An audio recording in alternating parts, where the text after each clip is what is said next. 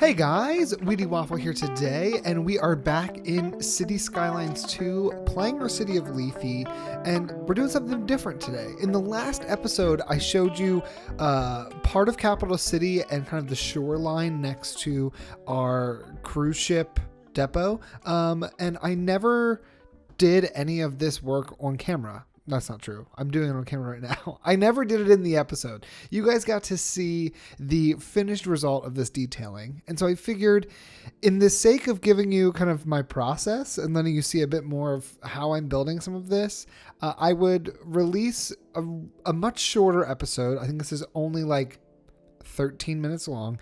And I'm changing some of the settings in the upload so that it doesn't ping you that this went out. Just because it's not a typical episode, and so I don't want you to get an alert on your... I hate alerts on my phone, so I don't want you to get an alert on your phone that is not for a full episode. That's just how I am. So right now what I'm doing here is going through, and I decided that I wanted to kind of give this whole area a bit of detailing. We built City Hall and we built the central bank in the last episode, and I just felt this area needed some additional zhuzh, if you will. So I remembered as I was loading up the game earlier today, I was like, we have this whole detailing pack. I don't really mess with it. I did a little bit with that stadium in Washington Glade, I think is the neighborhood. And then I just abandoned it. And I don't know what it is about this capital city, but since the rework last week, I'm kind of obsessed with this section of the city. And I don't care about any other part of our city. Capital City is my favorite spot. I'm obsessed. So in front of the cruise ships here, I figured I would put down some palm trees, the controversial palm trees that they try to charge us for. Thank God they released them as a free update. And I put down some terrain paint. I put down some food stalls, just doing a little bit here that I think would be beneficial for people who were coming off of the cruise ship. I also wanted to do some better connectivity because before I built all this, there were no paths connecting people from the depot into the port, I guess, into the city. They had to walk all the way around that little section. So it made some sense to add some paths in there and just get that a bit more built out and a bit more friendly for the pedestrians coming off of the ferries, I guess is what we're calling them. And then what I'm trying to do, and you'll see this a few times, I try to sneak in some parking lots. There's so many cars along the roads, especially when I zoom out or when I'm taking screenshots for thumbnails. I'm noticing there's just so many cars, and because the cars are so tiny, that much detail is really difficult to capture in photos and keep it clear. So what I'm hoping to do is build out a few parking lots in this kind of miniature filler episode, and just address some of that, because we have enough spaces. I think in this side of the city, we don't have enough parking lots. So I had this vision that this central area that included the elementary school and was next to the city hall and the central bank would kind of become a park for our residents. And so then I just started messing around with some of the tools here. So I was inspired by the multi-purpose park that we didn't end up getting rid of in the last episode. But I was inspired by that park because it had that swooping kind of pavement area. So I thought this area would look really nice if we use some of these, I don't even know what this is called, like terrain paint, I guess is what they're trying to make this. So I used the terrain paint to make this kind of swooping area. We place a gorgeous fountain.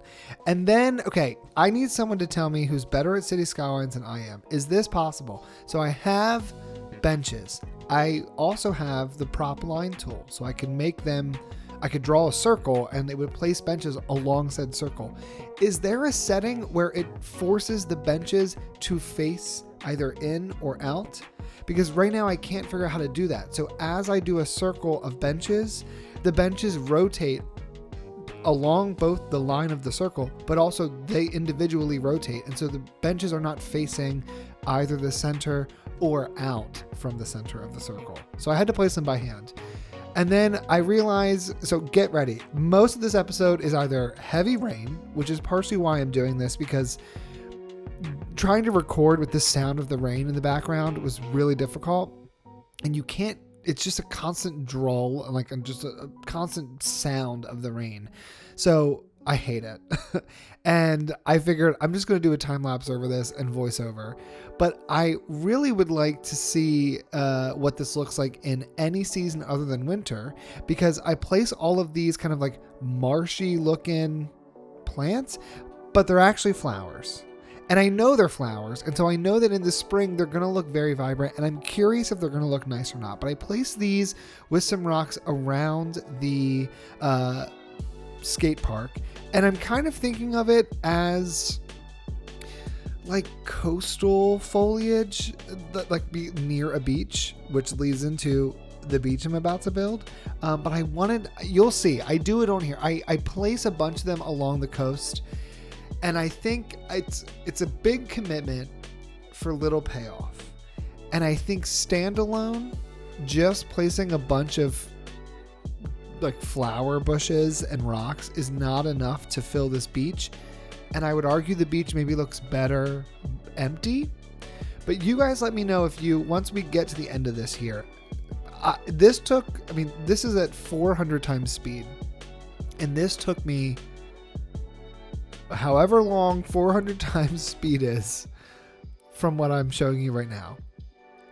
It took a while, and I just don't know if it gives what I was hoping.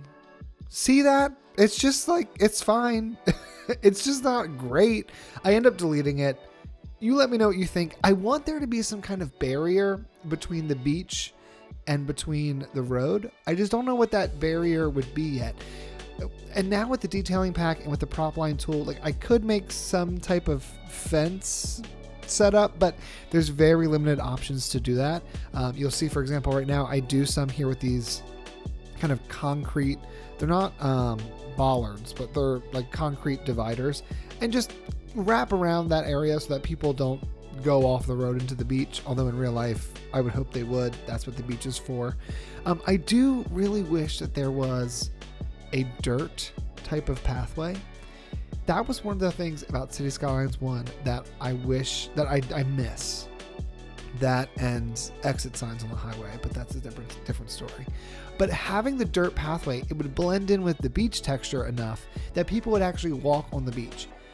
Because there's no pathways for our citizens to walk on the beach, they don't. And so the beach is just empty, which is fine, but I want more life to be coming from that beach, and it's not. So that's what we're dealing with. All right, so here we have got this little kind of like diagonal park that I have next to some of the townhomes on one of the corners of our central bank. And I just kind of accidentally, as I was messing around, I discovered these, I guess they're technically like backyard plazas that have, some of the iterations have benches on them and umbrellas, but some are blank. And so I use those as planters, although I'm realizing as I'm watching this back that in placing so many props, it deleted some of them, so only one of the planters lived, but whatever. And then we're just doing some general detailing. So we go in, I add some grass and trees to the side of the road there. I feel like that just looked a bit better than, again, all of these cars parked along the side of the road. And then I also spend way too much time trying to figure out how to make these paths look nice. I'm also trying to be mindful that I want to see people on the paths. So even if aesthetically it looks like a lot of angles and it doesn't look like, I don't know, swooping curves and beautiful, Sims actually use this, and that's what I'm hoping for. I don't want to spend all this time detailing something and making these like beautiful parks for Sims not to use them. What I did not know, and I just learned right there, is that I can place pathways, have them stick to the side of a road and create a crosswalk, and then just turn the crosswalk off. It's an extra step, but the fact that you can do that is mind-blowing to me, because it never dawned on me that I could turn off the crosswalk created by a pathway. Here, just filling in some trees, just giving it a little life. I live, as you all know, in Pennsylvania, so there's deer, there's gophers, there's foxes, there's rabbits, there's hawks, there's animals. And what I want to imagine is that even in this like pretty dense area of the city, there would be an opportunity for just life other than humans. And so that's why I like to have such intense tree coverage, because I like to imagine you'll see deer, you'll see animals. But here's that completed park. We've got a new soccer field. We've got that great park coming off of City Hall. We've got the detailing around the elementary school as well as next to the central bank. And then we've got some plazas that we've kind of made along the front of the port and just generally in the area. So I think it looks pretty nice. I want to go through now and just kind of throw in some trees. There are some areas, especially with these higher density buildings, that don't touch, like the sides of the buildings don't touch. It's a little strange trying to build them along the curved roads. So I'm throwing in some trees just to kind of hide some of the, just, I don't know what to call it. Just to hide some of the stuff I don't like. And I don't like the open areas between these buildings. Here, I try my best to keep the roads set up in the way that they are. And then it dawns on me that there's just no reason for this massive curve of this road, especially when it's not going to knock down any buildings for me to move it. So I push that road back and straighten it out a bit, and then I fill in this area with some parking lots. I wanted these parking lots here. I know it's taking up some prime real estate in front of the water, but we're so close to that port for our ferry that I need parking over here. So many people come out of this ferry. It's actually kind of crazy. And I'm really enjoying seeing this area come to life. But we've got to have some better infrastructure for the cars, because I can't stand seeing all these roads filled with absolutely no open parking spaces on the roads. We're coming up here to the end of the video, but I go ahead and give this a little district name. I name it Cello. I'm drinking out of a Monticello, which is Thomas Jefferson's house. I'm drinking out of a Monticello mug, so I named it Cello. And then it dawns on me that the entire side of Basin's Edge should be a beach. I don't know why it took me so long to think about this, but this whole side here becomes a beach. I think that's going to be great when we start building out Basin's Edge. And it's just going to look so different than the rest of our city. By the way, in doing this detailing episode and really just waiting for the snow and the rain and the wind to stop, we did end up unlocking level 17. So now we're some type of metropolis. We got 19 points for that, which is far more than I thought we were going to get. So we definitely can get the helicopters for our fire department, as well as a few other upgrades. We'll figure that out once we get into a live play episode. But for now, we're coming up to the end of this time lapse. So thanks so much for watching this different style episode. And I will see you guys all in the next one.